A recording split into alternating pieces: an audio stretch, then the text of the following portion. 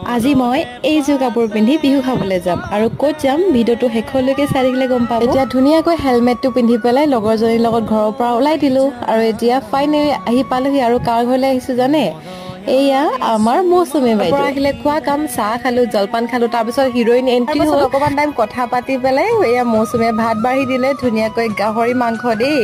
আৰু খাই মেলি অকমান লেকচাৰ মাৰিলো আকৌ এঘৰত যাব আছেই নহয় দেৰি হৈ গ'ল কাৰণে মৌচুমীক বাই দি হেতৰ ঘৰৰ পৰা ওলাই দিলো আকৌ এতিয়া আমি আহি আছো জয়াহেতৰ ঘৰলৈ জয়াহেতৰ ঘৰত আহি পালো